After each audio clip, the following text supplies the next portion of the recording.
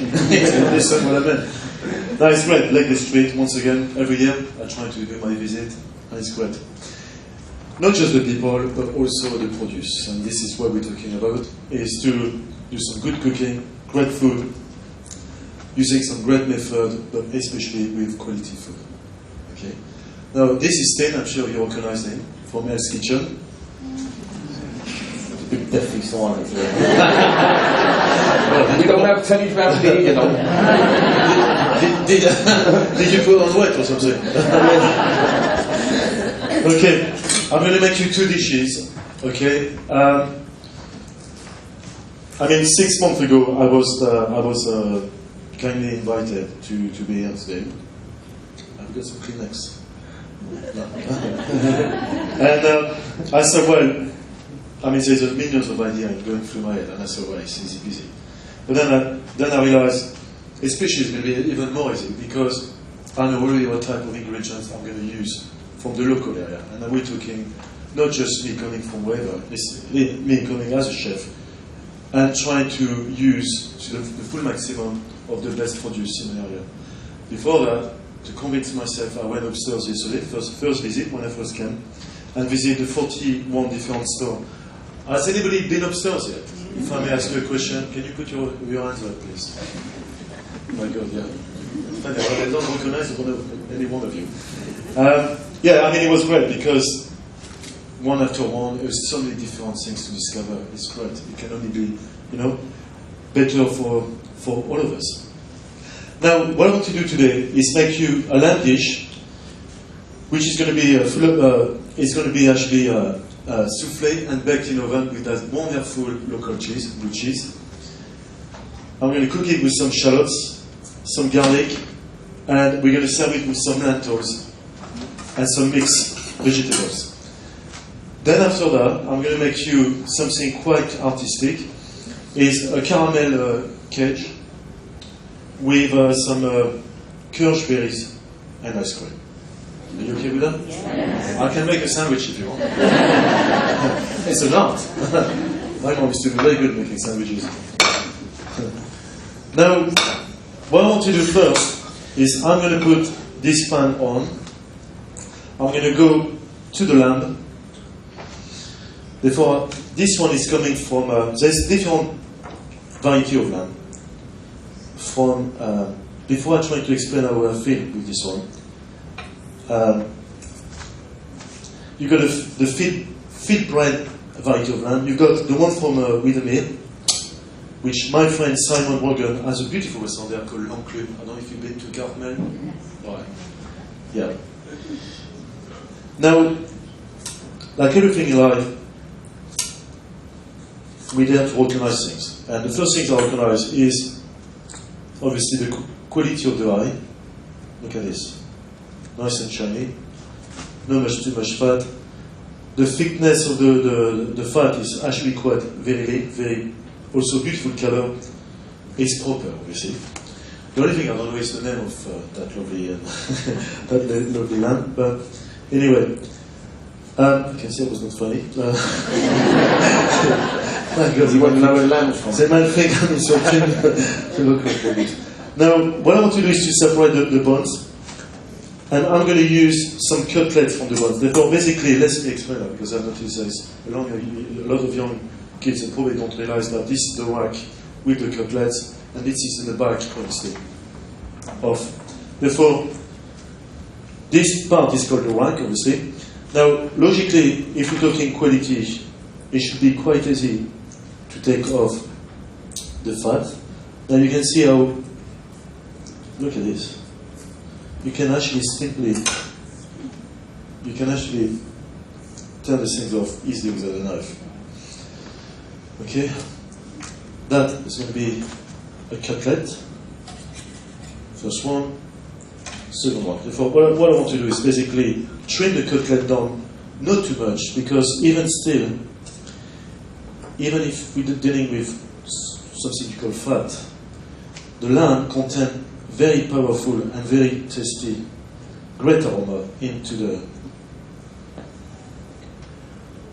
It's probably the most tasty beneath meat, sans anything else. Now imagine the fat that is released and extracted in a pan. Now what I want is to clear and trim the cutlets. Now I'm doing so because as soon as I'm going to put it in the oven, this might be burned very quickly. Therefore, that's the only way to keep it nice and cool. Now, as I said, because the fat content has so much aroma and so much flavors, I'm going to keep a little bit into that. Okay. Now, I'm going to use 2 cutlets, especially when I feed Sten. Now, I believe Sten has got a microphone. He's going to use the audience and allow you to ask any questions, except the singing question, of course. Now, do you want to go around and ask some questions, please? Yeah, has anyone got a question for John? Let's give 5 minutes, yeah. No one's got a question for John. No. What about you? What about questions about you? Questions about me? Yeah. I know all about myself, don't need to ask yourself a question. Okay. Right, now I'm going to trim the cutlets. Again, look at that. How can you recognize this beautiful eye? I mean, it's so tender. Now, even so, if you're dealing with quality, I suggest you do a little tap. Okay? Like this. And this will more or less gently, in a gently way, break the fibers to make it even more tender. Okay? Extra precautions. Now, next, what I want to do is to season the meat. Session peppers, some sea salt. Yeah. Now, the next thing is I want to make a chicken mousse. At first, I want to make up the things.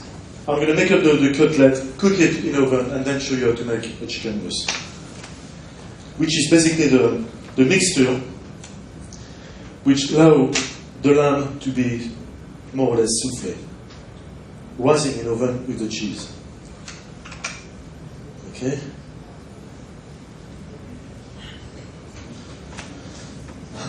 Stay there. Look at this. Wonderful.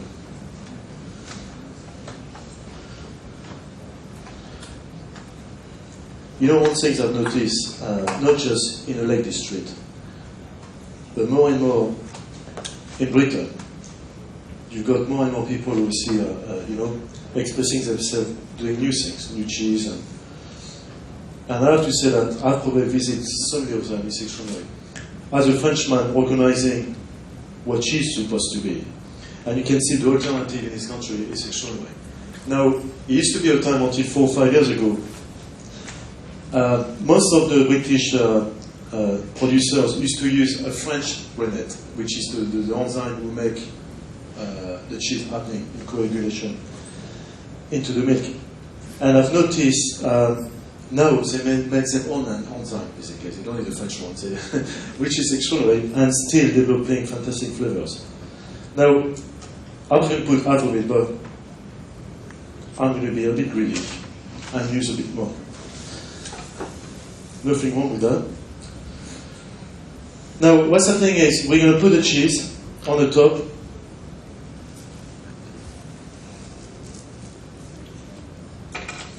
Here we are.